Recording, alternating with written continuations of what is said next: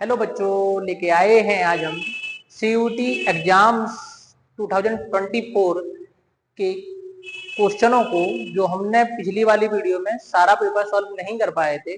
इस वीडियो के अंदर हम उस पेपर को सॉल्व करते हैं। देखिए आगे हम देखते हैं क्वेश्चन में। अपने पास में क्वेश्चन नंबर 16 तक हम पुरानी वाली वीडियो में सॉल्व कर चुके हैं। यदि जिन्होंने नहीं देखा है तो वो इस वीडियो को जरूर देखें। आज के सेट के अंदर भी जो CUT 2025 का जो 15 मई का क्वेश्चन पेपर था, इसके अंदर भी कुछ सिमिलर क्वेश्चन आए हुए हैं। तो आप लोग इन पेपरों को जरूर देख के जाएं। काफी सिमिलर क्वेश्चन आ रहे हैं, सिमिलर टॉपिक से क्वेश्चन आ रहे हैं। देखो अपने पास में पहला क्वेश्चन दे रखा है। आपको जब भी पैराग्राफ से क्वेश्चन मिले, इसका मतलब है कि आपको कहां से करना है। पैराग्राफ का क्वेश्चन का मतलब क्या है कि आपको पता करना है कि कौन से चैप्टर से है, कौन से टॉपिक से है। तो ये कहां से, डी और एफ ब्लॉक से हमें क्वेश्चन देखने के लिए मिल रहा है। आप देखें इसमें क्या, इनकरेक्ट स्टेटमेंट को हमें पता करना है, गलत स्टेटमेंट का पता करना है कौन सा हमारा गलत है। तो अपने पास में दे रखा है Ag की द्वितीय आयनन एंथैल्पी पैलेडियम की द्वितीय आयनन एंथैल्पी से अधिक होती है। मतलब Ag की जो सेकंड आयोनाइजेशन एनर्जी है वो बोल रहा है ज्यादा होती है इससे पीडी से। तो इस स्टेटमेंट का थोड़ा सा ध्यान देना कि स्टेटमेंट थोड़ा सा एक्सेप्शनल स्टेटमेंट है, जिसके कारण है तो एक गलत कि Ag की सेकंड आयोनाइजेशन एंथैल्पी नहीं, इसकी पैलेडियम की सेकंड आयोनाइजेशन एंथैल्पी ज्यादा होती है। जनरली आपको पता है कि हम लेफ्ट टू राइट जब पीरियड में मूव करते हैं तो क्या होती है, आयोनाइजेशन एंथैल्पी का मान बढ़ता है। ठीक है, तो अपने पास में होना चाहिए था किसका, Ag का सेकंड आयोनाइजेशन एंथैल्पी ज्यादा होती है किसके कंपेरिजन में, पहले के कंपेरिजन में। तो एक गलत दे रहा है तो अपना गलत स्टेटमेंट क्या हो जाएगा, पहला वाला ही हो जाएगा। मतलब सही आंसर सही हो जाएगा। जर्केनियम और हाफनियम के जो समान गुणधर्म वाले होते हैं, तो रीजन क्या है यहाँ पे, टाइटेनियम, जर्केनियम और हाफनियम की यदि हम बात करें तो इन दोनों का जो साइज होता है वो लगभग लगभग सेम हो जाता है। कारण क्या हो जाता है यहाँ पे, लेंथेनाइट कॉन्ट्रैक्शन। लेंथेनाइट कॉन्ट्रैक्शन के कारण इनकी जो प्रॉपर्टी होती है वो सेम हो जाती है। ठीक है, तो ये हमारा सही है, मतलब हमारा आंसर नहीं है। अपने पास में Mn का गलनांक क्रोमियम की तुलना में कम होता है। हाँ, मैग्नीज का गलनांक क्या होता है, कम होता है। मैग्नीज का मेल्टिंग पॉइंट कम होता है क्रोमियम के कंपैरिजन में। अगला दे रखा है अंतराकाशीय मिति, मतलब नॉन स्टाइकियोमिति होते हैं, और ना ही प्रकृति में ना तो ये आयनिक बंध बनाते हैं और ना ही सहसंयोजक बनाते हैं। हाँ, जो इंटरस्टिशियल कंपाउंड होते हैं वो नॉन स्टाइकियोमेट्रिक कंपाउंड्स होते हैं। ना तो ये उस इंटरस्टिशियल कंपाउंड है जो इम्प्योरिटी दे रखी है उसके साथ में क्या बनाते हैं, आयनिक बॉन्ड का फॉर्मेशन करते हैं, ना ही कोवेलेंट बॉन्ड का फॉर्मेशन करते हैं। मतलब ये भी हमारा क्या है, सही है। और ये तीनों भी सही दे रखे हैं, तो थोड़ा सा अपने कौन सा गलत हो जाएगा, पहला वाला, इसीलिए हमारा करेक्ट आंसर भी यही मिल जाएगा आपको। अगले क्वेश्चन की तरफ मूव करते हैं। देखिए इसमें दे रखा है क्वेश्चन नंबर 18 में, निम्नलिखित में से कौन सा सेकंड आयोनाइजेशन एंथैल्पी का सही क्रम है। तो आप देखें यहाँ पे कि हमें सेकंड की बात करनी है, तो क्रोमियम 24 दे रखा है, इलेक्ट्रॉनिक कॉन्फ़िगरेशन है आर्गन 3d5 4s1। आपको पता है एक्सेप्शनल कॉन्फ़िगरेशन है, जबकि Mn का कितना है, Mn 25, तो अपने पास में दे रखा है आर्गन 3d5 4s2। ठीक है, और इसके बाद दे रखा है किसका, वेनेडियम का। तो वेनेडियम का होता है कितना, 23, ये हो जाएगा आर्गन अपने पास में 3d3 4s2। आप देखो हम कंपैरिजन करते हैं पहले कि आपको पता है लेफ्ट टू राइट मूव करते हैं तो आयोनाइजेशन एंथैल्पी की वैल्यू क्या होती है, बढ़ती है। मतलब होना चाहिए था क्रोमियम और मैंगनीज में ज्यादा, लेकिन हम देखते हैं कि क्या है, सेकंड की बात करनी है, पहले की नहीं बात करनी है। हमने पहला इलेक्ट्रॉन लूज करवाया कहां से, क्रोमियम से, तो इसके क्रोमियम के 4s1 से इलेक्ट्रॉन क्या होगा, रिमूव होगा 4s1 से, जबकि इसका 4s2 से इलेक्ट्रॉन रिमूव होगा।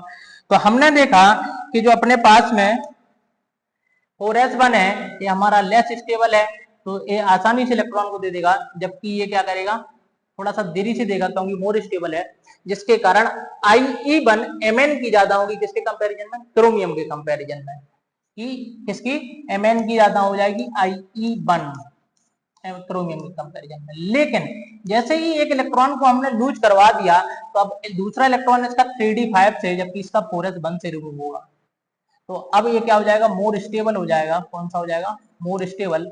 और जब मोर स्टेबल होगा, 3d5 से आप इलेक्ट्रॉन को निकाल रहे हैं, हाफ फील्ड से निकाल रहे हैं, तो इसकी आयोनाइजेशन एनर्जी ज्यादा हो जाएगी सेकंड, और Mn की क्या हो जाएगी, कम हो जाएगी। तो आप देखें कि सबसे ज्यादा Mn से भी ज्यादा क्रोमियम की आयोनाइजेशन एनर्जी किसमें ज्यादा दे रखी है? तो आप देखें एक ऑप्शन ए दे रखा है और दूसरा ऑप्शन ए दे रखा है, लेकिन क्या है कि क्रोमियम और मैग्नीज में सबसे ज्यादा किसकी होगी? क्रोमियम की होगी, फिर किसकी? मैग्नीज की। वेनेडियम की सबसे कम होगी और ये सबसे आगे दे रखा है, इसलिए करेक्ट हो जाएगा। और करेक्ट आंसर हमारा कौन सा? तीसरा वाला करेक्ट आंसर हो जाएगा। ऐसे क्वेश्चन आपको फिर पेपर में मिल सकते हैं, इसीलिए आप बिल्कुल ध्यान दें कि ऐसे क्वेश्चन आपके पास में पेपर में आते रहेंगे। आने वाले सेटों में क्वेश्चन हमें देखने के लिए मिलते रहेंगे। ठीक है, अगले क्वेश्चन की तरफ मूव करते हैं। देखिए अगला दे रखा है अपने पास में, निम्नलिखित एककों में से कौन सा एकम जलीय विलयन में समान रंग प्रदर्शित करता है? ठीक है, समान रंग मतलब सेम कलर को शो करता है, कौन सा एलिमेंट शो करता है? तो देखते हैं हम अपने पास में क्या दे रखा है, इसका हम इंग्लिश वर्जन भी देख लेते हैं। क्वेश्चन में क्या बोल रहा है, यही बोल रहा है, कुछ अलग बोल रहा है। Same colour in aqueous solution, आपसे पूछा है कि सेम कलर चाहिए, तो सेम कलर के लिए आप same number of unpaired electron देख लें। जिनके पास में अनपेयर्ड इलेक्ट्रॉनों का नंबर सेम होगा वो सेम कलर को भी शो करेंगे। आप देखें कैसे हम करेंगे। यहाँ पे हमने देखा FeCl2, FeCl2 के लिए आप देखें एक्वस केस की बात कर रहा है तो ऑक्सीडेशन स्टेट निकालें तो Fe2+ आएगी। और आर्गन का इलेक्ट्रॉनिक कॉन्फ़िगरेशन है argon 3d5 4s2 sorry 3d6 4s2। कितना दे रखा है अपने पास में? 3d6 4s2 आपको इलेक्ट्रॉनिक कॉन्फ़िगरेशन मिल रहा है किसका? आयरन का। आप इस तरीके से याद रख सकते हैं। देखो ये आयरन का एटॉमिक नंबर 26 है, तो जिसका 26 तो डी में 6, तो अपने पास में इलेक्ट्रॉनिक कॉन्फ़िगरेशन मिल जाएगा कितना? अपन को मिल जाएगा 3d6 4s2 मिल जाएगा किसका? Fe2+ का। Fe2+ कितना आ जाएगा? 3d6 आ जाएगा, 4s0 हो जाएगा। आप देखें इसमें कितने अनपेयर्ड मिलेंगे? 6 फिल करना है तो आपको 4 अनपेयर्ड यहाँ पे मिलने वाले हैं, 1 2 3 4 5 और 6, तो 4 अनपेयर्ड मिलेंगे। जबकि इसमें CuCl2 में देखो कितना अपने पास में Cu2+ बनेगा और क्रोमियम कॉपर का जो होता है वो आर्गन 3d10 4s1 होता है, तो 2 + 3d9 मिल जाएगा, 4s0। आपको एक अनपेयर्ड मिलेगा, मतलब इन दोनों के में सेम अनपेयर्ड इलेक्ट्रॉन नहीं मिल रहा है, इसलिए नहीं शो करेगा।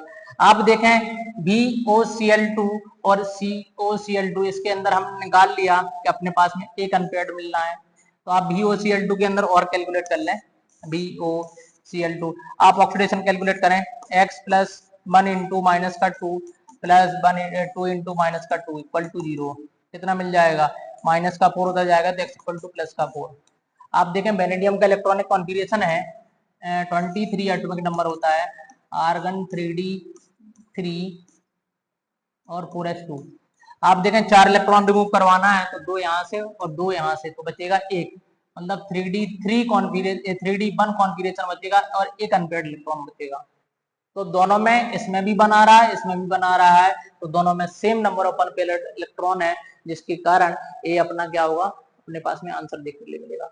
जबकि इसमें हमें कितना मिल जाएगा? इसमें 1 है और इसमें हमारे पास में कितने? 4 आ रहे हैं। Mn2+ में आपको 5 मिलेंगे, कितने मिलेंगे? 5, इसलिए ए भी आंसर नहीं होगा, ए भी आंसर नहीं होगा। तो आप इस तरीके से सेम कलर यदि पूछता है तो हमें कलर याद नहीं रखने, आप अनपेयर्ड इलेक्ट्रॉनों का नंबर सेम देख लें।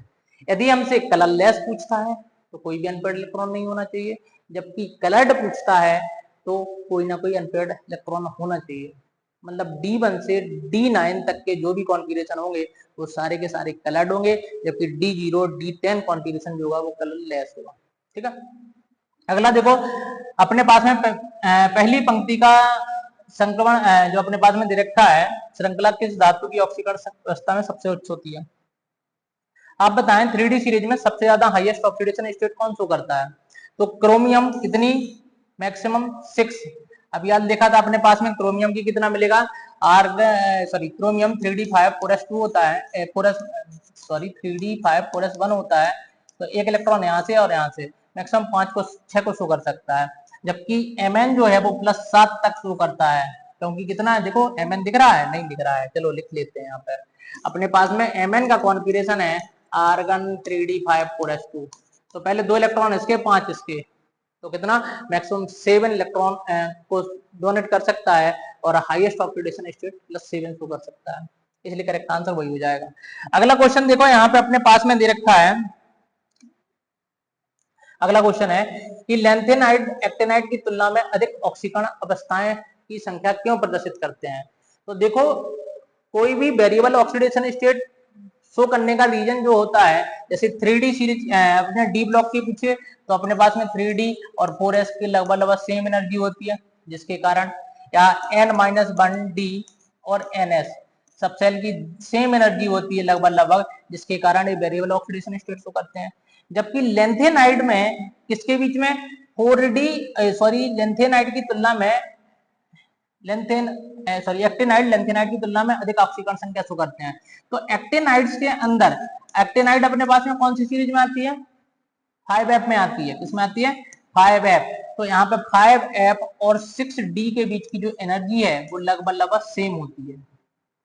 जबकि लेंथेनाइड में कौन सा, कि अपने पास में अपन को मिलेगा 4f और 5d मिलने वाला है, इनके बीच की जो एनर्जी होती है। तो एक्टिनाइड के अंदर 5f और 6d के जो बीच की जो एनर्जी का गैप होता है वो काफी कम होता है, किसकी तुलना में, 4f और 5d की तुलना में। तो जिसके कारण ये ज्यादा ऑक्सीकरण अवस्थाएं प्रदर्शित कर देते हैं। तो आंसर देखो अपन चेक करना है कौन सा है। 4f और 5d के बीच की ऊर्जा के अंतर की तुलना में 5f और 6d के बीच में ऊर्जा का अंतर कम होता है। 4f और 5d के बीच के अंतर की तुलना में 5f और 6d के बीच में ऊर्जा अंतर कम होता है, सही बोल रहा है। जबकि इसमें क्या बोल रहा है, अधिक होता है। तो अधिक नहीं होता है, कम होता है। तो आंसर हमारा बी वाला करेक्ट आंसर हो जाएगा। ठीक है, तो एनर्जी का गैप कम होता है, जिसके कारण ये ज्यादा वेरिएबल ऑक्सीडेशन स्टेट शो करते हैं ऑन एक्टिनाइड्स। अगले क्वेश्चन की तरफ मूव करते हैं। देखिए ऐसा क्वेश्चन आपको इस बार के पेपर में भी देखने के लिए मिला है। ठीक है, अपने पास में दे रखा है नाइट्रोजन में कपूर एक प्रकार का विलयन है। किस प्रकार का, आप देखें नाइट्रोजन एक क्या है, गैस है, जबकि कपूर एक क्या है, एक सॉलिड है। तो अपने पास में सॉलिड और गैस का यहाँ पे मिक्सचर वो मिलता है, जो कि नाइट्रोजन के अंदर जो कपूर होता है वो इजीली क्या हो जाता है, सोलेबल हो जाता है, घुल जाता है। तो अपने पास में ठोस और गैस का इस सॉल्यूशन दे रखा है। अगला देखो क्या है, निम्नलिखित रासायनिक अभिक्रिया में कार्बनिक यौगिकों की सही पहचान करनी है। हमारे पास में देखो ये दे रखे हैं कि कौन सा क्रम आने वाला है। तो हमने देखा यहाँ पे कि अपन को सही क्रम बताना है कि सही क्रम में कौन सा बनने वाला है, कि ए कहाँ पे आएगा, सबसे बाद में कौन जाएगा, कौन सा क्रम अपने पास में दे रखा है, कौन सा क्रम जाना है। तो हमने देखो कोई भी एल्काइल हैलाइड की रिएक्शन मैग्नीशियम ड्राई ईथर की प्रेजेंस करवाते हैं तो हमारे पास में ग्रिग्नार्ड बनता है, मतलब RMgX बनता है। क्या बनता है, RMgX बनता है। हम इसकी रिएक्शन वाटर के साथ करवाएं तो ये बन जाता है एल्कीन बन जाता है, क्योंकि ग्रिग्नार्ड रिएजेंट जो होते हैं वो शुष्क अवस्था में स्टेबल होते हैं, ड्राई कंडीशन में स्टेबल होते हैं, जबकि पानी के साथ केस में क्या हो जाएंगे, टूट जाते हैं। और जब भी हम एल्कीन की रिएक्शन किससे करवाते हैं, हम करवाते हैं क्लोरीन के साथ हीट करते हैं, तो फ्री रेडिकल मैकेनिज्म के द्वारा रिएक्शन होती है और एल्काइल हैलाइड हमें यहाँ से क्या होते हैं, प्राप्त होते हैं। तो आप देखें इनमें से कौन सा अपन को सही चुनना है, कौन कौन सा सही देखने के लिए मिल रहा है कि हमारे पास में सबसे पहले कौन आएगा। ठीक है, मतलब ए इन्होंने दिया है कि अपने पास में एल्काइल हैलाइड होना चाहिए, कि हमारे पास में एल्काइल हैलाइड बनेगा। ठीक है, और एल्काइल हैलाइड यदि बनता है तो अपने पास में कौन सा एल्काइल हैलाइड होना चाहिए, अपने पास में क्लोराइड या ब्रोमाइड वाला। जब ए हमें क्या दे रहा है, मिथाइल मैग्नीशियम ब्रोमाइड दे रहा है, तो अपने पास में मिथाइल ब्रोमाइड ही होना चाहिए। क्या होना चाहिए, ए हमारे पास में सबसे पहले बी वाला यही होना चाहिए, ये मिथाइल ब्रोमाइड हो। जिसकी रिएक्शन हम इससे करवाएंगे तो ये बनाएगा मिथाइल मैग्नीशियम ब्रोमाइड, मतलब सबसे पहले हमें बी मिलेगा। बी तो दो रखा है, बी दो में, मतलब ये दोनों ऑप्शन हमारे पहले करेक्ट हो जाएंगे। फिर कौन मिलेगा हमें, ए मिलेगा, चलो सही है, ए मिलेगा, मतलब रिएक्शन करने के बाद ये मिल जाएगा CH3MgBr। हम इसकी रिएक्शन किससे करवाएंगे, पानी के साथ, तो ये किसमें कन्वर्ट हो जाएगा, मीथेन में, मतलब हमें इसके बाद कौन मिलेगा, डी मिलेगा। और लास्ट में जब हम करवाएंगे इसकी क्लोरीन के साथ रिएक्शन तो ये फ्री रेडिकल के द्वारा एल्काइल हैलाइड बना देगा, मिथाइल क्लोराइड बना देगा, मतलब लास्ट में हो जाएगा सी वाला। तो हमारे पास में दिए गए विकल्पों का सही क्रम कौन सा है, ए वाला हमारे पास में सही क्रम है। अच्छा क्वेश्चन है, ऐसे क्वेश्चन पेपर में आते रहते हैं, तो थोड़ा सा आप इन क्वेश्चनों पर ध्यान दें। इस बार के भी पेपरों में अधिकतर क्वेश्चन मिलेंगे आपको ऐसे। अगले क्वेश्चन की तरफ मूव करते हैं। देखिए अगला क्वेश्चन दे रखा है, अपने पास में परासरण दाब के संबंध में निम्नलिखित कथनों पर विचार करना अपन को। ठीक है, तो अपने पास में पहला दे रखा है प्रोटीन के मोलर द्रव्यमान को परासरण दाब विधि के का उपयोग करके निर्धारित किया जा सकता है। हाँ बिल्कुल सही कह रहा है, हम इसको निर्धारित कर सकते हैं, सही है, कर सकते हैं। ठीक है, दूसरा परासरण दाब की मोलरता के समानुपाती होता है। आपको पता है पाई बराबर CRT होता है, जो C होता है वो सांद्रता होती है, मोलरता ही होती है। ये भी सही है, ये भी सही है। अगला दे रखा है क्या, आप इतना भी देख लें कि देखो ए सही है, मतलब ए वाला ऑप्शन हमारा पहले से गलत हो जाएगा क्योंकि ये नहीं दे रखा है उसमें, और बाकी में ए बी सब में दे रखा है, तो आप ए बी और ए बी को चेक ही ना करें क्योंकि बाकी के सब क्या कह रहे हैं, ए सही था, जिसके कारण हमने 3 को मतलब बी को चेक करने की जरूरत भी नहीं है। और देख भी सकते हो सही भी बोल रहा है। जब परासरण दाब से बड़ा दाब सांद्र विलयन की तरफ लगाया जाता है तो प्रतिलोपन प्रतिलोम मतलब रिवर्स ऑस्मोसिस होता है। बात सही कह रहा है कि जब हम हायर कॉन्सेंट्रेशन की तरफ क्या लगाते हैं, एक प्रेशर लगाते हैं, और इस पी की जो वैल्यू होती है वो एक्सटर्नल ऑस्मोटिक प्रेशर से यदि ज्यादा लगाते हैं तो ये अपने पास में रिवर्स ऑस्मोसिस का केस बन जाता है। तो ये भी सही है, मतलब सी भी सही है। तो अब देखो ए भी गलत हो गया क्योंकि सी अपना सही हो गया, और ए 2 ऑप्शन में रहा। लास्ट वाले को और पढ़ते हैं। परासरण के परिणाम स्वरूप ऊतक कोशिकाओं में पानी के प्रतिधारण के कारण एडिमा होता है। हाँ मतलब ये क्या हो जाती है, फूल जाती है। तो बिल्कुल ये भी सही बोल रहा है। तो हमारे पास में चारों के चारों क्या हो जाएंगे, सही हो जाएंगे। जब चारों स्टेटमेंट सही तो ABCD हमारे पास में डी वाला तीसरा वाला क्या हो जाएगा, सही हो जाएगा। अगला क्वेश्चन की तरफ जाते हैं। देखिए अगला क्वेश्चन दे रखा है, अपने पास में दे रखा है ए और बी के 50 डिग्री सेल्सियस पर वाष्प दाब कितना दिया है। मतलब हमें दे रखा है P0 ए की वैल्यू 500, 500 P0 ए दे रखा है 500 mmHg, और P0 डी दे रखा है अपने पास में कितना 800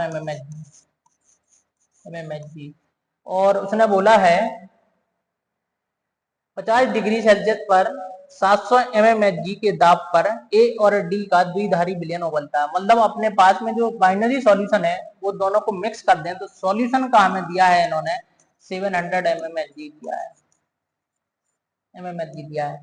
तो विलयन डी का मतलब डी का अपन को बी का ज्ञात करना है। तो हमारे पास में आपको पता है कि राउल्ट का नियम होता है P0 A x A plus P0 B x भी होता है। हमें बी का मूल प्रभाज याद करना है, मतलब बी की मतलब उन्होंने डी लिया है वहां पे।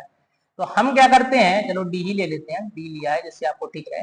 हमने रखा है एक्स ए प्लस एक्स डी बराबर कितना 1 होता है, दोनों का सम 1 के इक्वल होता है। तो हमें एक्स डी चाहिए है, तो हम एक्स डी को नहीं हटाते हैं, एक्स ए को हटाते हैं। तो हमने एक्स ए की जगह पे रख दिया 1 माइनस एक्स डी को रख दिया। तो हमें यहाँ पे रखेंगे तो P S equal to P not A 1 minus x D और 1 plus P0 D plus sorry x D. हम देखो इसका मल्टीप्लाई करते हैं P0 A एक्स डी और plus P0 D x D. हम क्या करते हैं इसमें से P0 A और इसको हमने किया, इसको आगे किया, इसको हमने पीछे किया और एक्स डी को कॉमन लिया तो हमारे पास में P0 D minus P0 A मिल जाएगा, और ये हमारे पास में पी एस की वैल्यू हो जाएगी। अब देखो हम इसकी जगह पे वैल्यू को पुट करते हैं, क्या आने वाला है अपने पास में। पी एस का जो वैल्यू दिया है इसने हमें दिया है, तो कितना दिया है 700 दिया है, कि 700 है, 700 दिख रहा है या नहीं दिख रहा है, 700 दिया है। चलो चेंज कर लेते हैं इसको, हमने 700 दिया है। बराबर में P0 A का मान कितना दिया है, इसने 500 दिया है, प्लस एक्स डी की वैल्यू हमें कैलकुलेट करनी है। पी डी का मान 800 माइनस कितना 500, तो कितना बचेगा 300 यहाँ पे बचेगा, 500 इधर जाएगा तो 200, 200 और यहाँ पे कितना बचा अपने पास में 300 बचा, बटे में 300 कट जाएगा। तो अपने पास में एक्स डी का मान 2/3 मतलब 0.667 प्रतिशत में बात कर रहा है। तो अपने पास में करेक्ट आंसर कौन सा हो जाएगा 66.67 मूल प्रतिशत आपको देखने के लिए मिल जाएगा। अच्छा क्वेश्चन है, थोड़ा सा ध्यान देना कि हम किस तरीके से इसको सॉल्व करने वाले हैं। या इस तरीके को आप डायरेक्ट याद रखें, इसको हमने आपको बताया हुआ है, डायरेक्ट याद रखें तो आपका आंसर काफी मिनटों में भी आ जाएगा, आसानी से आप कैलकुलेट कर सकते हो। अगले क्वेश्चन की तरफ मूव करते हैं। देखिए अगला क्वेश्चन हमें दे रखा है,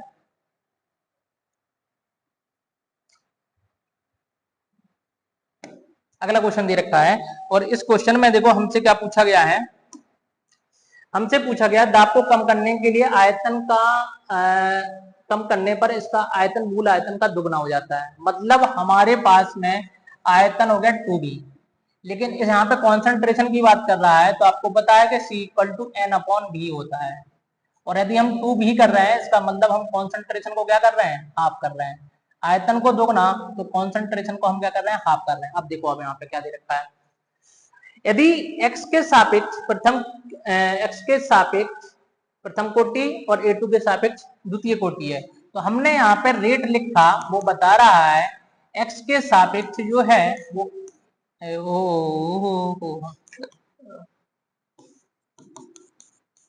x के सापेक्ष जो है वो कितना है, प्रथम कोटि, जबकि A2 के सापेक्ष कितना है अपने पास में, द्वितीय कोटि दे रखा है। और हमने आपको बताया कि आयतन का डबल करने का मतलब क्या, सांद्रता को वो आधा कर रहा है। तो आप देखें यहाँ पे कि इतना करने पर हमें क्या करना है कि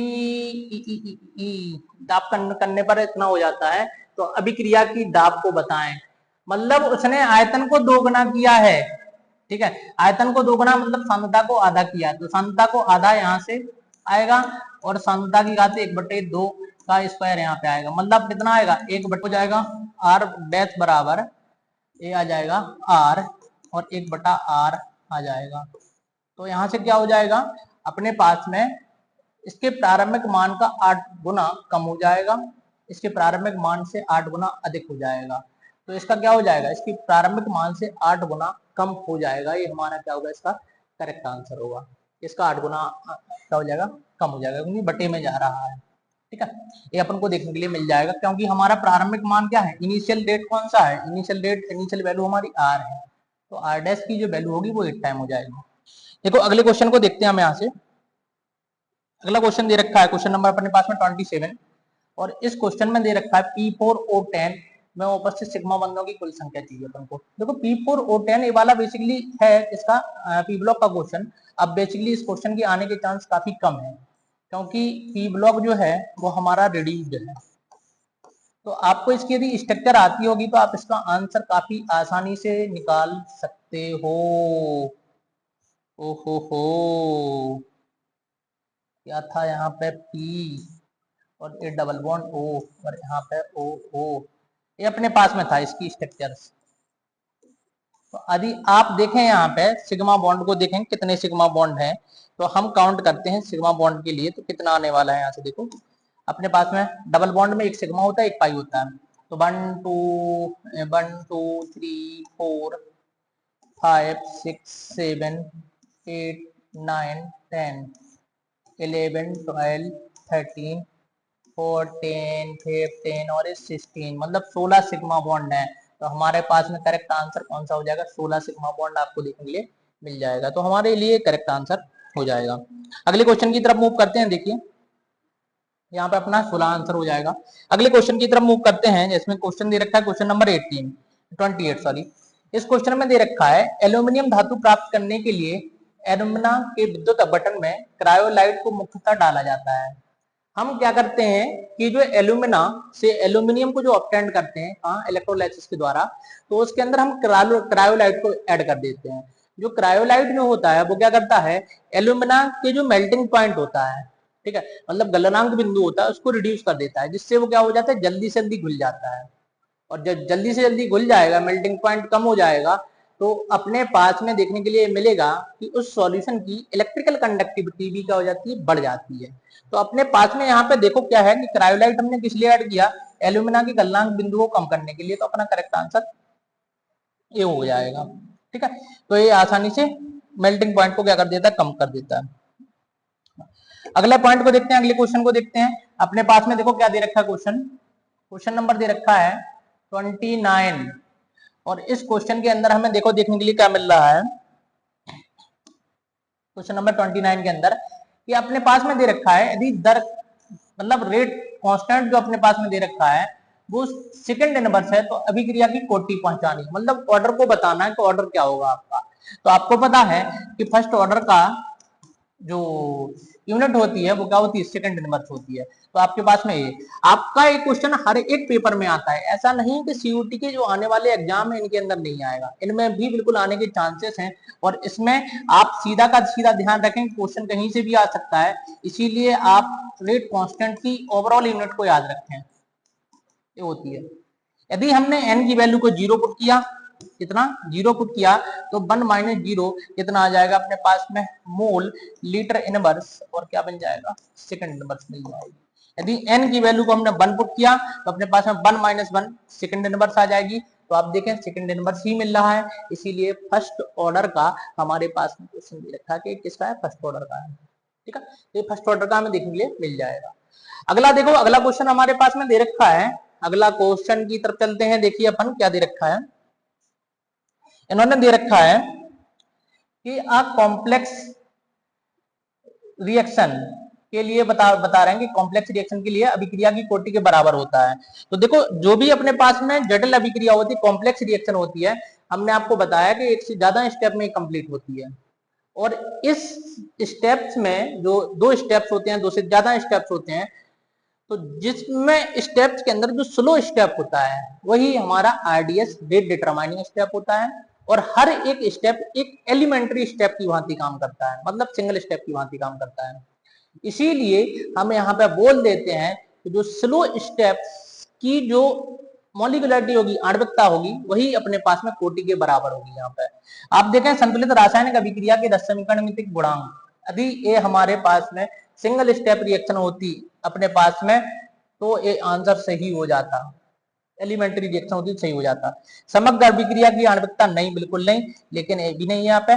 अभिक्रिया में सबसे 30 चरण की कोटि नहीं। अभिक्रिया में सर्वाधिक मंद चरण की आणविकता, बिल्कुल सही बोला है कि जो हमारे पास में स्लो स्टेप्स होगा, उस स्लो स्टेप्स की जो मॉलिक्यूलरिटी होगी वही हमारी आणविकता के बराबर होगी।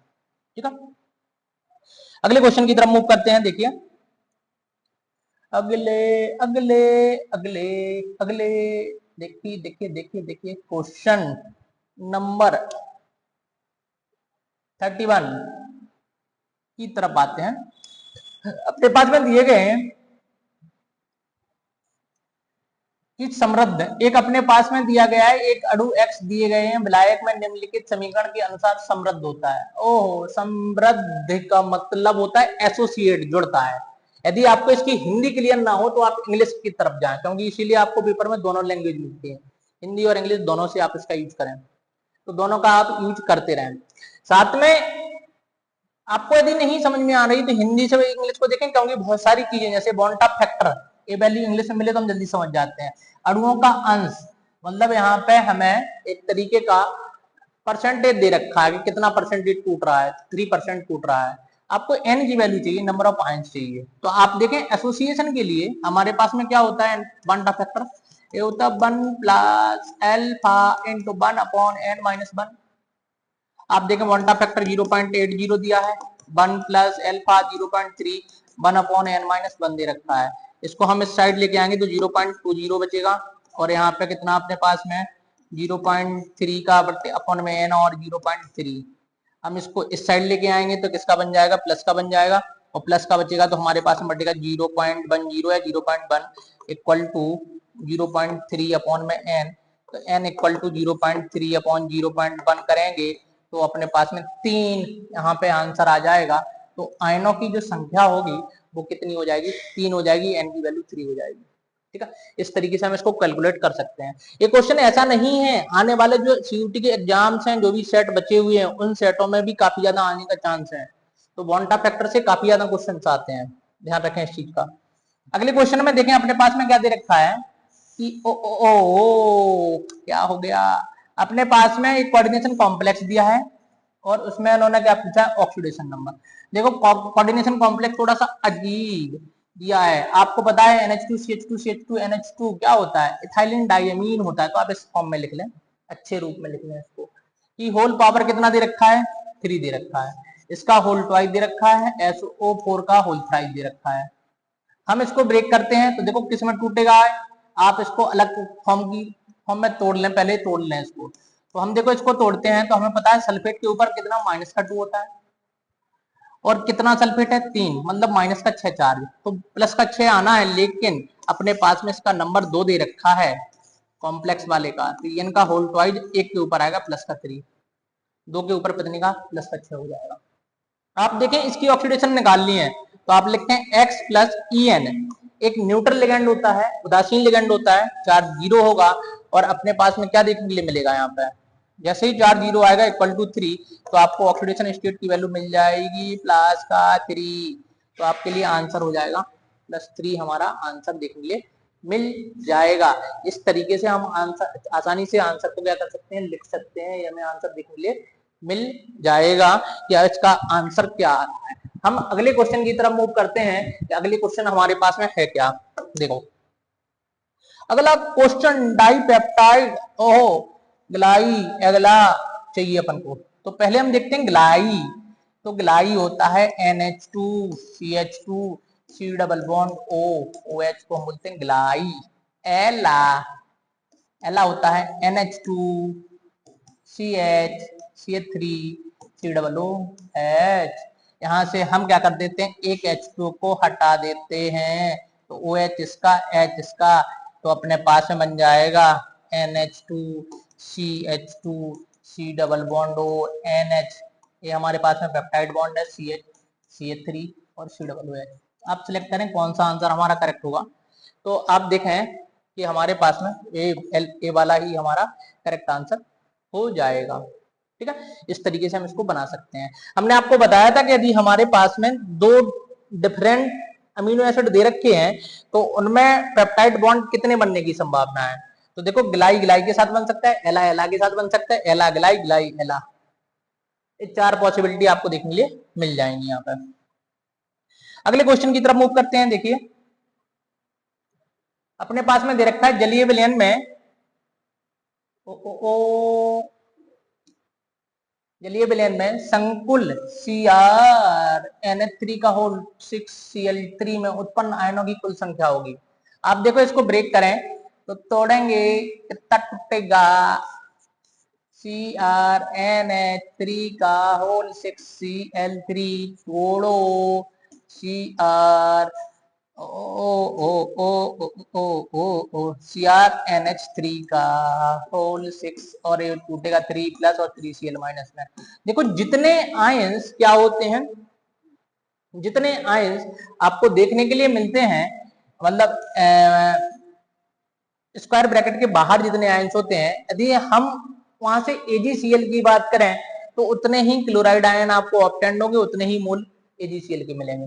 लेकिन इसने जलीय विलयन में कुल उत्पन्न आयनों की संख्या पूछी है, तो आप देखें 3 तो क्लोराइड आयन है और एक क्या है, एक कैटायन है, मतलब 3 एनायन 1 कैटायन, तो अपने पास में कुल मिला के 4, आंसर होगा 4। गलती से आप 3 मत लगाना, जल्दी जल्दी के चक्कर में हम क्वेश्चनों को गलत कराते हैं, तो थोड़ा सा ध्यान दें, पेशेंस के साथ क्वेश्चन करें, नहीं तो पता चल रहा कि मिलने वाले हैं मार्क्स और एक कट गया और मार्क्स, मतलब नेगेटिव मार्किंग हो गई। नेगेटिव मार्किंग से बचें तो आपके लिए ये वाला क्वेश्चन मिल जाएगा। अगले क्वेश्चन की तरफ मूव करते हैं। इनमें से देखिए निम्नलिखित में से नियत अणुओं की संख्या के घटते क्रम में व्यवस्थित कीजिए। आपको अणुओं की संख्या दी है, भार दिया है, तो सबसे पहले तो हमें चाहिए मोल, और मोल आने के बाद हमें चाहिए नंबर ऑफ अणुओं, मतलब एटम्स का नंबर चाहिए। तो आप यदि इसका क्रॉस मल्टीप्लाई करें, n इंटू एन ए से मल्टीप्लाई करें तो आपको नंबर ऑफ क्या मिल जाएंगे, मॉलिक्यूल्स मिल जाएंगे यहाँ पे। तो हम क्या करते हैं यहाँ पे कि अपने पास में नंबर ऑफ मॉलिक्यूल्स को पता करने के लिए Na की वैल्यू तो हमारे पास में क्या है, सेम दे रखी है, Na के अंदर कोई चेंजेस नहीं दे रखा है। यदि हम N की वैल्यू जिसमें ज्यादा देख लें कि मोल जिसके ज्यादा होंगे उसके लिए N की वैल्यू ज्यादा होंगी। तो एक बार हम चेक करते हैं। देखो जल्दी से मोल कैसे चेक करना है, पूरा कैलकुलेट नहीं करना है, नहीं तो पता चले कि आप कैलकुलेट करने में लगे। दिमाग लगाओ यहाँ पे। हमारे लिए O2 के अंदर, पहले के अंदर W कितना है, 16 है, मॉलिक्यूलर मास कितना आएगा 32, आपको मिल जाएगा 1/2 0.5, तो हमें आसानी से कर लिया, बढ़िया है। आपको पता है दूसरे में आए 16/CO2 44, हम इसको कैलकुलेट नहीं करेंगे, दिमाग लगाएंगे, देखिए कैसे। अपने पास में n की वैल्यू 16 अपॉन में अपने पास में कार्बन का 12 और ऑक्सीजन का 16, 12 और 16 28 हो जाएगा। चलो ठीक है, अगला में देखो अपने पास में दे रखा है 16 अपॉन हाइड्रोजन का 2, आपको पता है कितना आ जाएगा, 8 आ जाएगा। सबसे ज्यादा मोल तो आगे किसके, हाइड्रोजन के, तो सबसे ज्यादा मोल हाइड्रोजन के, तो नंबर ऑफ मॉलिक्यूल्स भी किसके होंगे, हाइड्रोजन के होंगे। हाइड्रोजन दे रखा है डी में, तो सबसे आगे देखिए घटते क्रम में व्यवस्थित करना, तो सबसे आगे कौन, डी। ओहो डी, तो बाकी के सब में नहीं है, तो इसलिए आंसर तो हमारा बी हो गया। लो एक बार चेक भी कर लेते हैं, बी के बाद कौन आएगा। आप देखें जितना बड़ा नंबर होगा उतना ही छोटा आएगा, तो आपको पता है सबसे बड़ा नंबर कौन सा है, 44 है। 44 है तो सबसे छोटा मतलब 0.5 से भी कम आएगा, मतलब सबसे लास्ट में कौन जाने वाला है, बी। देखो बिल्कुल जा रहा है। ए वाला इसके आगे आ गया। सी वाला में देखो 32 थोड़ा सा बड़ा है, जिससे भी छोटा क्या है, 28 है, तो 28 वाले का थोड़ा सा ज्यादा मोल आएगा। तो अपने पास में सीक्वेंस देखने के लिए मिल जाएगा। तो थोड़ा सा हिट एंड ट्रायल वाले तरीके से आप क्वेश्चन को अटेम्प्ट करें ऑब्जेक्टिव, तो आप क्वेश्चन सही और साथ में कम टाइम के साथ बढ़िया क्वेश्चनों को आप अटेम्प्ट करके ले जा सकते हैं। एक्यूरेसी भी मेंटेन होगी, टाइम भी मेंटेन होगा और क्वेश्चन भी सही होगा। ठीक है, जल्दी आंसर भी आएगा। देखिए आप अगले क्वेश्चन की तरफ मूव करते हैं हम। ओ लो लो लो लो लो लो लो लो लो लो ओ क्वेश्चन नंबर दे रखा है 36। इस क्वेश्चन के अंदर थोड़ा सा देखो, एक क्वेश्चन पहले तो दे रखा है सॉलिड स्टेट का, सॉलिड स्टेट का, जो कि हमारे पास में अब हट चुका है, फिर भी जब आ गया है तो हम देख लेते हैं इसमें। अपने पास में दे रखा है कॉपर धातु एफटीसी जालक के एक एक कोष्ठ का, मतलब यूनिट सेल 361 पिकोमीटर के किनारे की लंबाई के साथ क्रिस्टलीय होती है, मतलब एज लेंथ दे रखी है। देखो हमारे पास में जो एफसीसी का फेस बनाते हैं हम, तो फेस हमें कुछ इस तरीके से मिलता है कि यहाँ पे इस तरीके से मिलता है। उसने हमें एज लेंथ दे रखी है 361, ये दे रखी है 361, क्यों दे रखा है, तो मतलब ये सारी चीजें इक्वल, डायमेंशन एज क्या होंगी, इक्वल होंगी। आपको चाहिए है इसकी रेडियस चाहिए, तो रेडियस में देखो ए आर, ए क्या होगी 2r और ए आर, तो मतलब ए डायगोनल की यदि हम बात करें तो ये हमारा आर 2r और आर कितना 4r।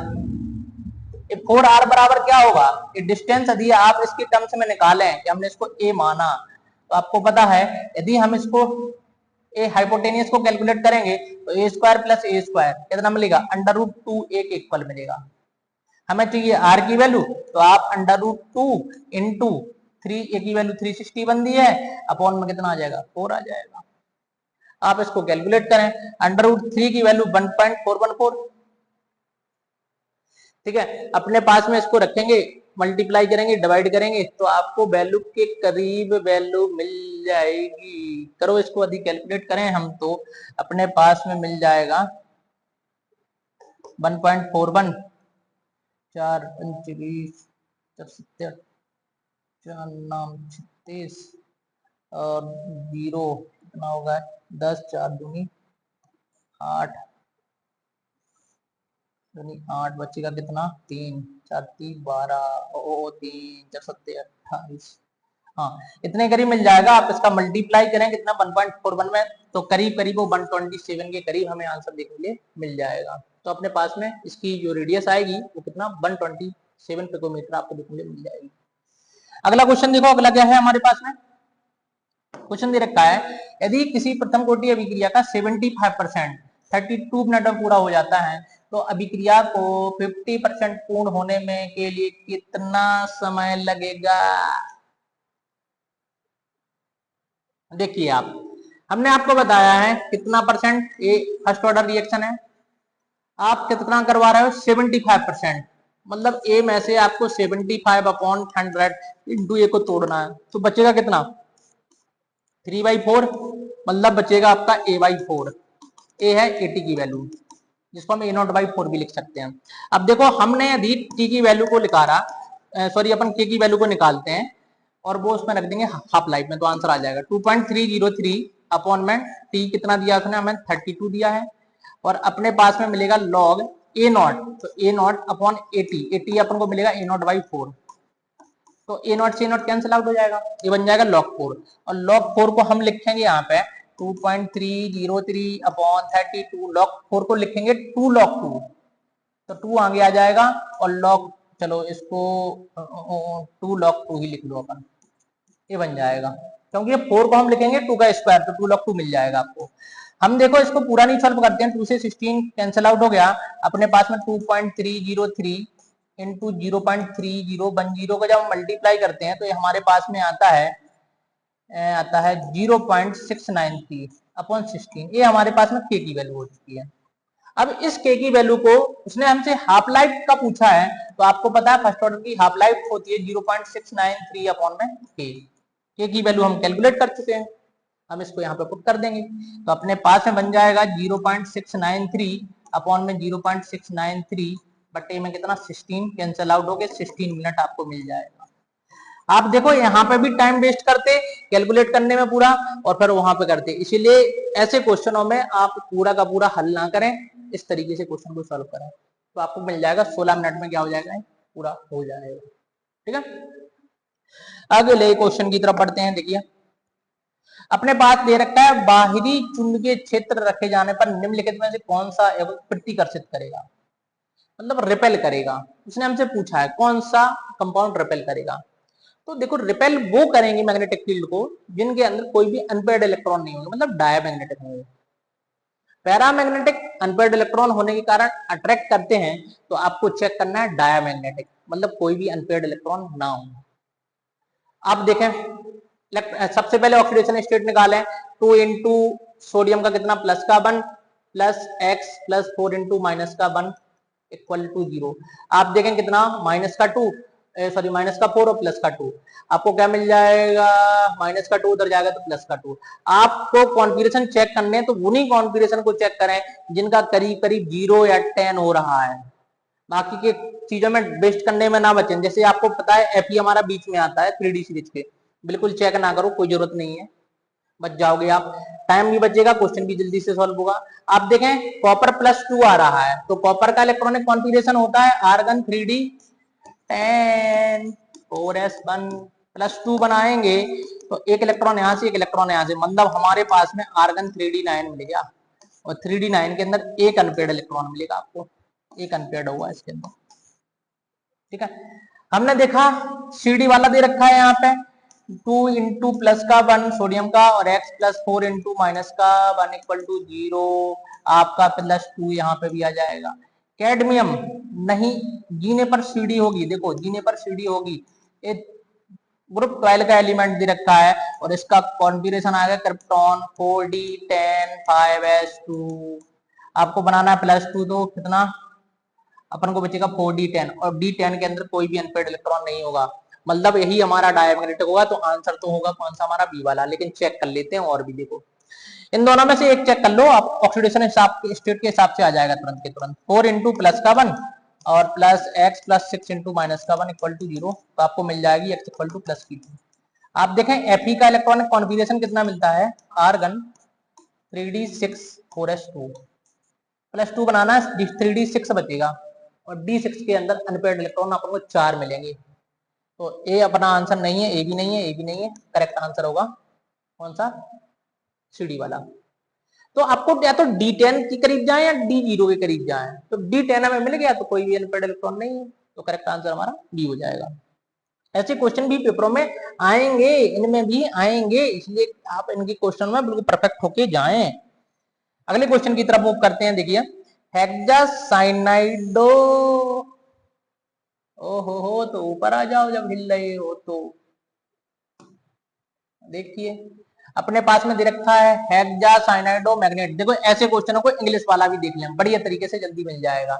अपन को 2 आयन दे रखा है, पृच्छकरण मात्र चुंबकीय आघूर्ण, देखो अपने पास में क्या है हेक्सासाइनाइडो मैग्नेट, Mn दे रखा है और Cn का फुल 6 दे रखा है, और अपन को बनाना है कितना, इसके ऊपर +2 बनाना है, तो कितना हम रखेंगे +2 बन जाए, तो इसके ऊपर अपन -4 रखेंगे, तब जाके इसके ऊपर आपको +2 मिल जाएगा।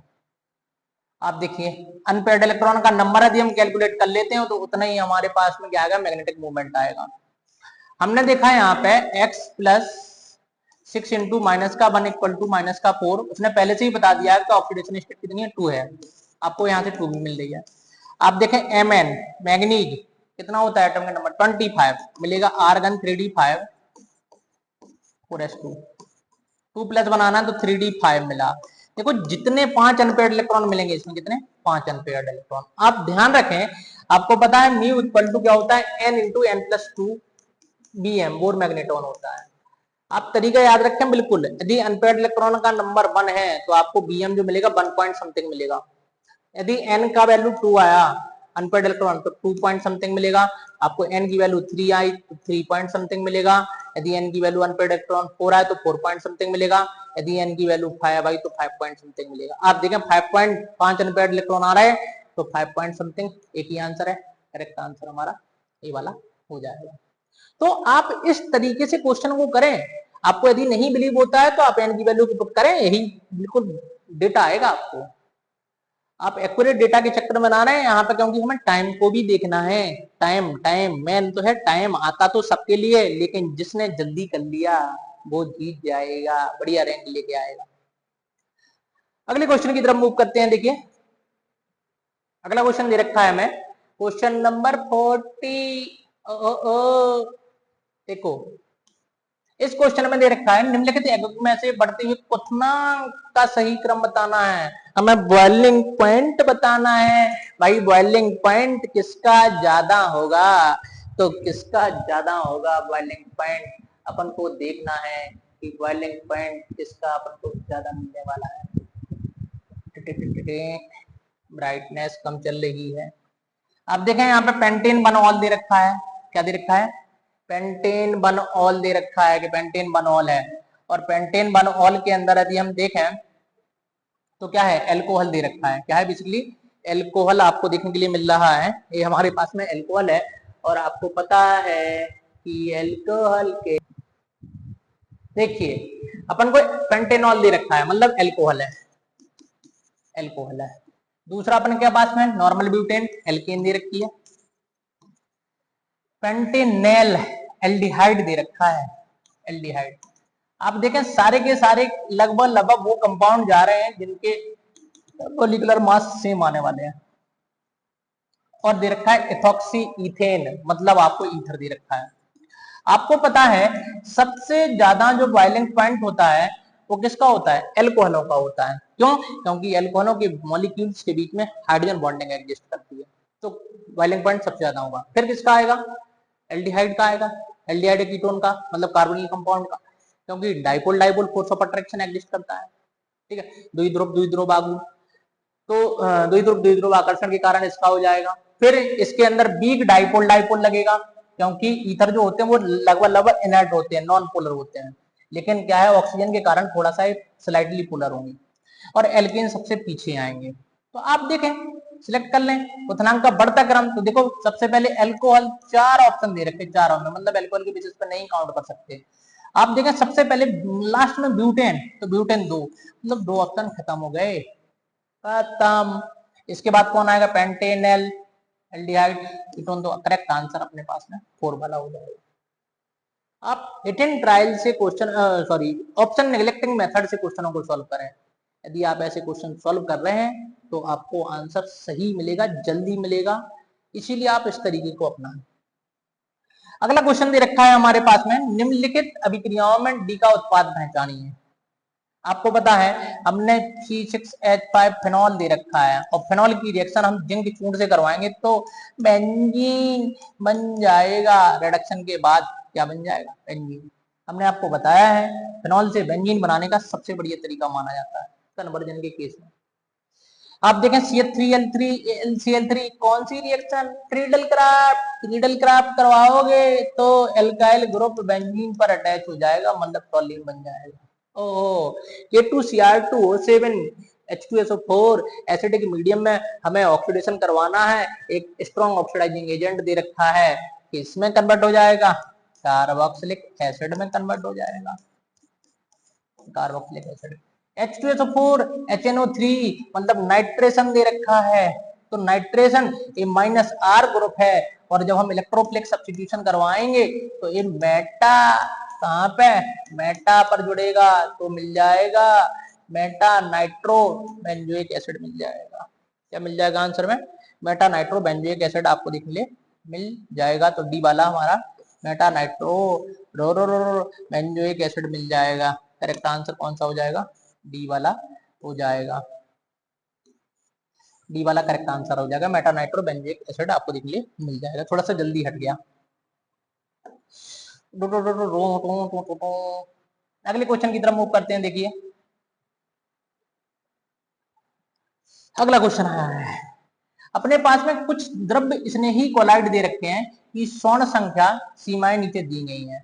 बेसिकली ए वाला भी है, ये सरफेस केमिस्ट्री का क्वेश्चन है, एक क्वेश्चन भी यहाँ का नहीं है, मतलब अब टॉपिक हट चुका है। तो आपको पता होना चाहिए कि बेसिकली अपने पास में सुरक्षात्मक मतलब स्टेबल कोलाइड वो होते हैं जिनका गोल्ड नंबर कम होता है। तो गोल्ड नंबर आप चेक कर लेंगे, गोल्ड नंबर किसका कम होता है। बेसिकली जिलेटिन का सबसे कम होता है, जिसके कारण ये क्या होता है, सबसे स्टेबल कोलाइड होता है। तो अपने पास में देखें एबीसीडी में सबसे कम किसका है, तो यही कम दिख रहा है, तो ए वाला हमारा सबसे स्टेबल कोलाइड हो जाएगा। ठीक है, जिसका गोल्ड नंबर कम वो सबसे स्टेबल होगा। गोल्ड नंबर का मतलब स्वर्ण संख्या है। आप देखें अगला क्वेश्चन दे रखा है, एनिलीन की 298 केल्विन पर सांद्र HNO3 और सांद्र H2SO4 के साथ अभिक्रिया करवाने पर किसका उत्पाद 47% प्राप्त होता है। आपको पता है जब हम एनिलीन का नाइट्रेशन करवाते हैं तो हमें हर जगह तक क्या मिलता है, आपको मिला करता था ऑर्थो पैरा, लेकिन इसमें क्या हुआ था स्पेशली इस कारण से हुआ, अपन को यहाँ पे मिल गया था मेटा, और मेटा 1-2% नहीं, मेटा हमें मिला था 47%। क्या मिला था, 47%। सबसे ज्यादा कौन सा, 51, फिर ए 2% और बचा कुचा ए 47% मिला था। तो कौन सा मिला था, मेटा नाइट्रो एनिलीन मिला था, तो मेटा नाइट्रो एनिलीन हमारा करेक्ट आंसर हो जाएगा।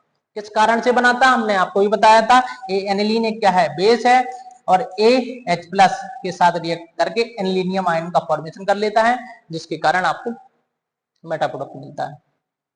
अगले क्वेश्चन की तरफ बढ़ते हैं। देखिए अपने पास में दे रखा है निम्नलिखित एककों में क्षारीयता शक्ति का बढ़ता हुआ क्रम।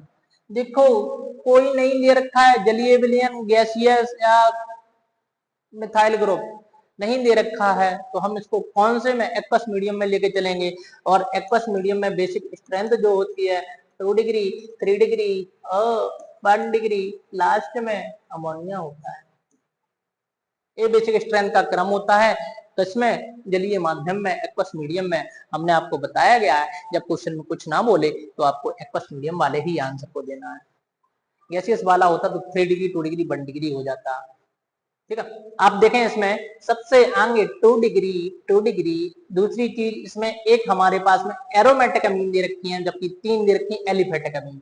तो हमने बताया है आपको एलिफेटिक अमीन जो होती हैं वो मोर बेसिक होती हैं, अधिक क्षारीय।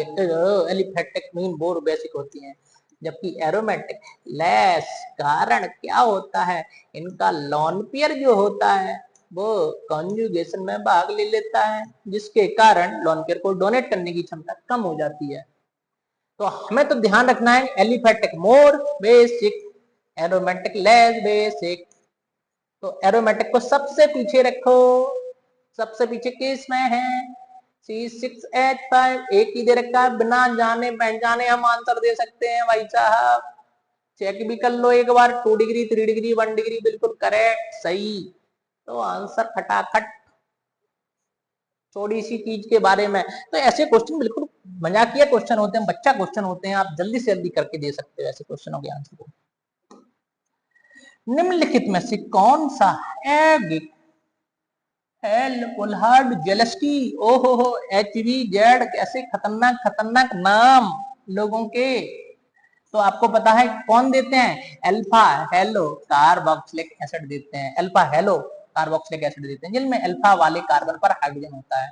तो एक ही दे रखा है, दूसरे वाले पे कोई अल्फा कार्बन ही नहीं है, वो कार्बोक्सिलिक एसिड भी नहीं है, कीटोन है, ए एल्डिहाइड है, ए अपने पास में फॉर्मिक एसिड है, लेकिन इसमें अल्फा कार्बन ही नहीं है, एक ही है। तो आंसर ए मिल जाएगा।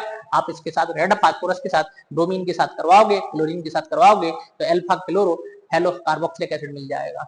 देखिए अगला, निम्नलिखित अम्लों की शक्तिता अम्लीयता की शक्ति के साथ में बढ़ते क्रम में व्यवस्थित की।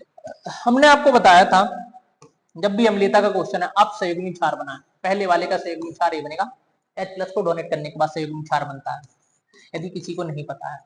और संयुग्मी क्षार की जो स्टेबिलिटी है, स्थायित्वता, वो इलेक्ट्रॉन विड्रॉइंग ग्रुप बढ़ाते हैं, मतलब इलेक्ट्रॉन खींचने वाले ग्रुप बढ़ाते हैं भाई साहब। तो सारे के सारे इनमें इलेक्ट्रॉन खींचने वाले ही लगे हैं। आपको पता है कि सबसे स्ट्रॉन्गर इलेक्ट्रॉन विड्रॉइंग ग्रुप कौन सा है, तो कौन सा है, सबसे स्ट्रॉन्गर आएगा ए वाला। क्या कर रहा है भाई साहब, कलर, एक कौन कलर हो गया, ए हमारे पास में सबसे ज्यादा इलेक्ट्रॉन खींचने वाला ग्रुप है, कौन सा वाला, NO2। तो सबसे ज्यादा स्टेबल, स्थाई भी यही होगा। फिर ए हो जाएगा, फिर ए हो जाएगा और लास्ट में ए पहुंच जाएगा। देख लो सबसे आगे कौन रखा है, कहां पे रखा है, NO2 इसमें है, एक ही ऑप्शन है, cut cut cut, correct answer हट। ये आपके पास में डी वाला करेक्ट आंसर हो जाएगा, चेक भी कर सकते हो, सही बोल रहा है भाई साहब, आंसर हो जाएगा अपना। ठीक है, इस तरीके से हम इसकी एसिडिक स्ट्रेंथ को देख सकते हैं। आप देखें अगले क्वेश्चन की तरफ बढ़ते हैं। देखिए अगला क्वेश्चन हमारे पास में क्या दे रखा है, अपने पास में दे रखा है निम्नलिखित एवकों में नाभिक रागी संयोजन अभिक्रियाओं के प्रति अभिक्रियाशीलता का बढ़ता क्रम, ओहो हो, सब बेंजिल्डिहाइड, पैराटोल्डिहाइड, पैरानाइट्रोबेंजिल्डिहाइड सब दे रखे हैं भाई साहब। इन्होंने हमें बोला है बेंजिल्डिहाइड, दूसरा पैरानाइट्रो पैराटोल्डिहाइड, एक टोल्यून बना दिया भाई साहब, कलरफुल करते हैं। देखिए पैरानाइट्रोबेंजिल्डिहाइड, मतलब अभी तक जो हम क्वेश्चन को इसके बेसिस पर निपटा दिया करते थे, एसीटोफेनॉन ये बना दिया हमने,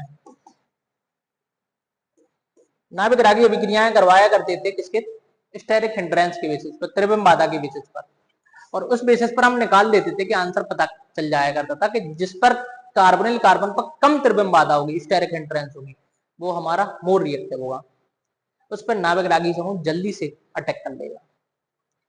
लेकिन यहाँ पे देखो सब पर एल्डिहाइड दे रखे हैं, तो उसके बेसिस पर नहीं दे सकते हम आंसर, तो हमने एक और पॉइंट लिखवाया है, कार्बोनिल कार्बन पर जिस पर मोर पॉजिटिव चार्ज होगा उस पर न्यूक्लियोफाइल तेजी से अटैक करेगा।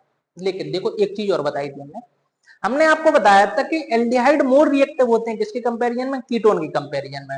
हो सकता है उसी अकेले से आंसर आ जाए आपका यहाँ पे।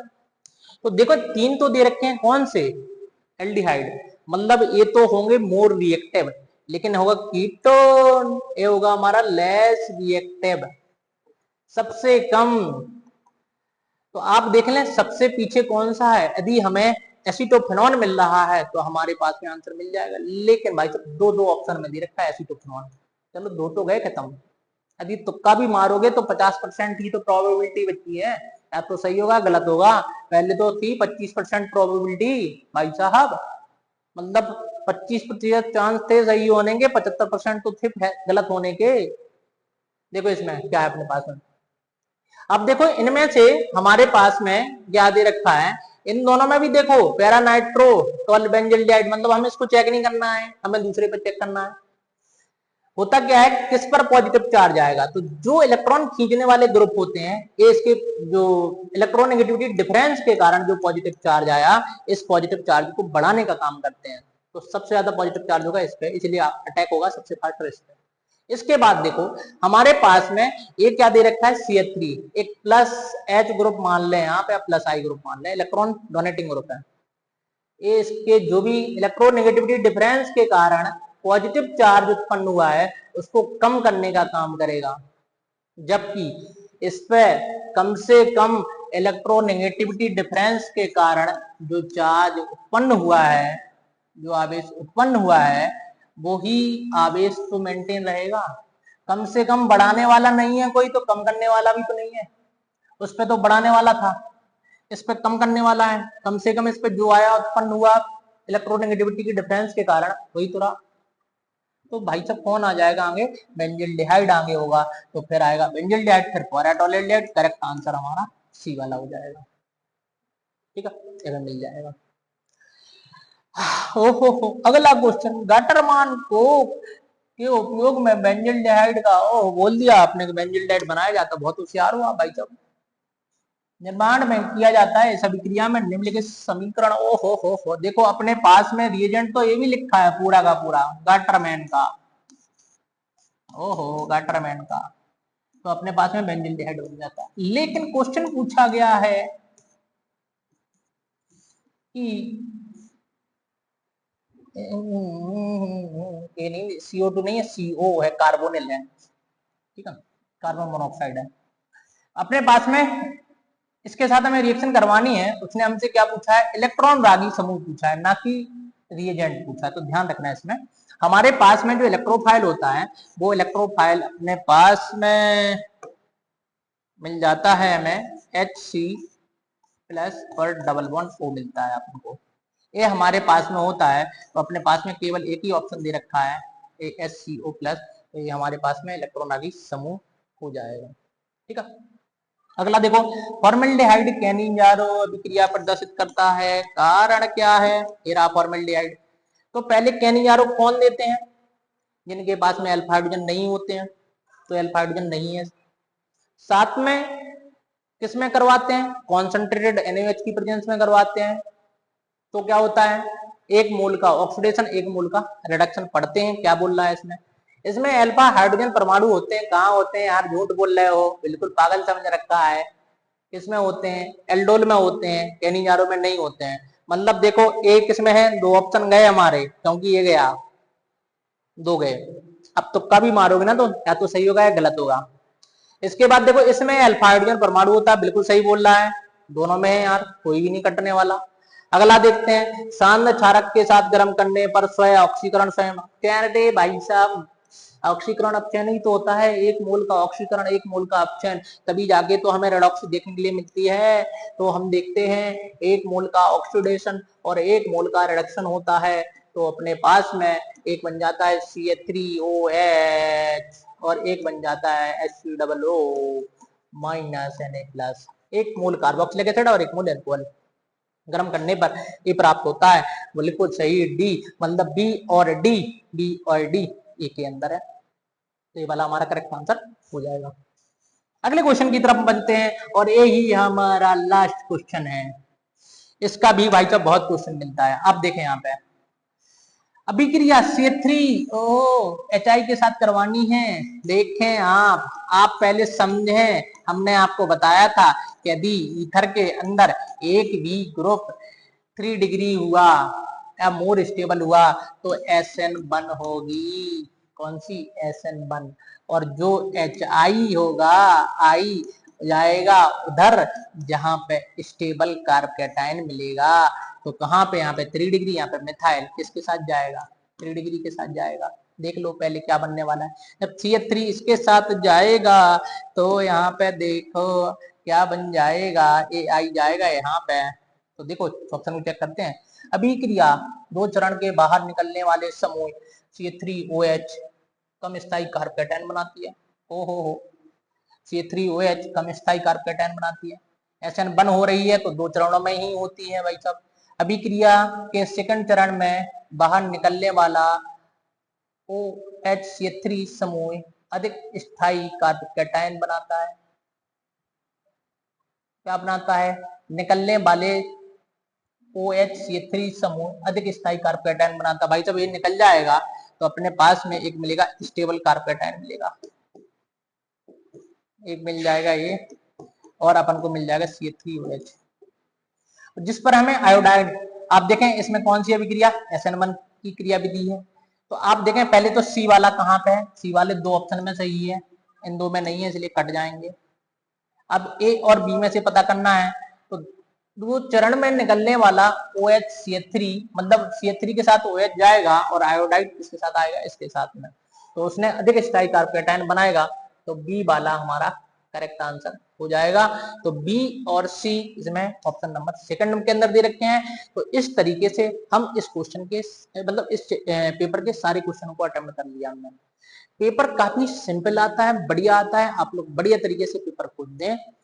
इस तरीके के क्वेश्चन आपको पेपरों में मिलते रहते हैं, इसीलिए आप इन क्वेश्चनों को जरूर ट्राई करते रहें।